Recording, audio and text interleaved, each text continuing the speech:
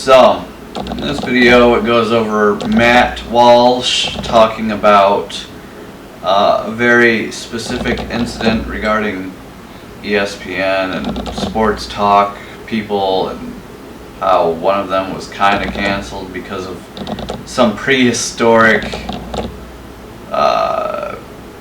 insult that people pretended to get upset about, basically, as Matt Walsh will say here.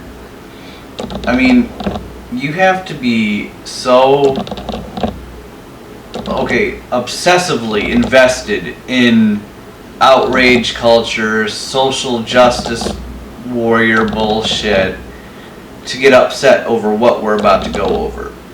Because it's so like ancient of a insult that not even I knew about it. And I know a lot of words. My vocabulary is very vast. And I did my own investigation into this because I'm proper about it. I don't just sensationalize something that I read for 5 minutes and be like, I'm going to be all about this. You know, no. But anyways, the word is called nip. And it's as old as it gets for racism and insults, or whatever you want to call it. So yeah, let's get right into it. The woke police became outraged at Chris Curtis for calling Mina Kimes a nip, quote unquote. Now this immediately raises some questions, like who is Chris Curtis and who is Mina Kimes and what the hell is a nip? I hate to say it, I hope I don't sound ridiculous. I don't know who this man is. I have no idea who any of these people are or what the word is supposed to mean, and I suspect that most of the people outraged or pretending to be outraged were similarly clueless. But just because they had no idea what was going on or what was said or who said it or who they said it to or about or why, that would not stop them from being deeply traumatized by the situation, whatever the situation is exactly.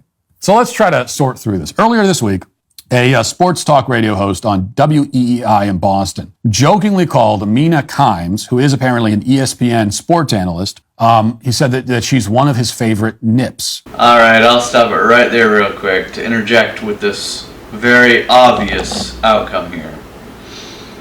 When he was saying one of his favorite nips, he was clearly indicating a boob joke here. Come on, as a guy, I know exactly what he meant by that. You know, Trish Stratus is my favorite nip. You know what I mean? It's just one of those things. You know, because she's got a great set of tits.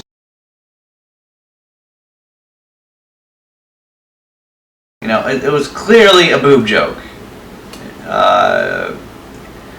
I just can't imagine, though, being someone so invested in this cancel culture, wokeism as they call it, or as Matt Walsh calls it,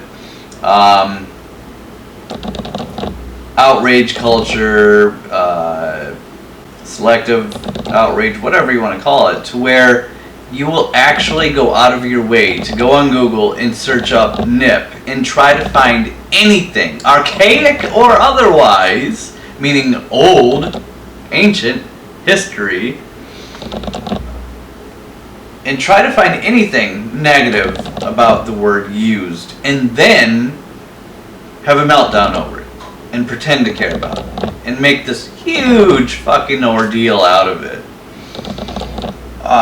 It's one of those things where you don't know that it was an insult or racist until you searched it up, and then you made a big deal out of it because you are trying to proactively create problems where there are no problems. And then everybody jumps on that bandwagon after that. Well, the childish, immature, oversensitive, sensationalized morons, ignoramuses, and overall idiots in general do, I should say. But anyway, going on. Now, the joke was made in the context of a conversation about little miniature bottles of liquor, which are also apparently referred to as nips. I didn't know that either. Here's that moment. So, begs the question, top 5 nips. Oh, yes. That's a great one. Because Dr. McGillicuddy's, I think, is number 1 or 2. Screwball also up there. I'd probably go Mina Kimes. And Fireball. Fireball. Like, I'm not taking a You're tequila. right about the McGillicuddy, though, but do you like the purple or the root beer? Now, Curtis has since clarified that he meant to make the joke about actress Mila Kunis, but he said Mila Kimes, and he also said that his comment was sophomoric and sexist, which clearly indicates that his intention was to make a boob joke. Okay, it was a nips pun that was supposed to be a reference to breasts. See, what did I tell you? I didn't even need to investigate beyond that. I already knew what it was all about all this time. Booby nipples. Fuck's sakes.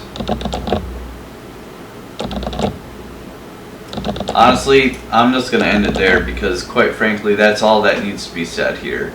Is someone tried to find an archaic racist term and then made it, or tried to make it relevant or whatever in today's world. That's all that happened. Some oversensitive pansy with way too much time on their hands went and searched up the word nip and then went through every little thing that they could to find anything negative about the terminology nip, and then made this whole hissy fit thing out of it, and that's all that happened, man.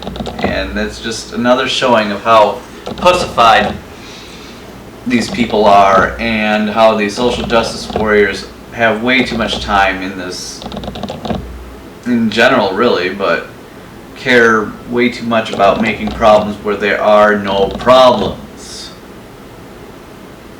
They're oversensitive. They have too much time on their hands. They selectively are outraged over whatever they want to choose to be upset about today, or at least pretend to be.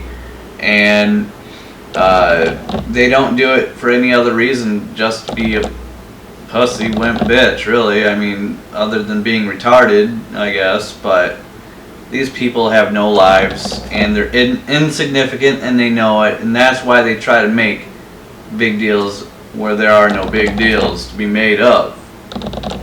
Try to gain some relevancy, to try to be somewhat relevant. You know, they're just pathetic people in general, and they're so miserable that they're trying to make other people be as miserable as they are. That's all there is to it. Not to mention that, politically speaking, left, liberal, whatever, are well known for being control freaks. They want to control your language, control how you think, and if you don't agree with them, you're wrong, and you know, that sort of thing, even if they are factually wrong, you know. So it's just one of those things too, of just another aspect of trying to gain control over somebody and what they say.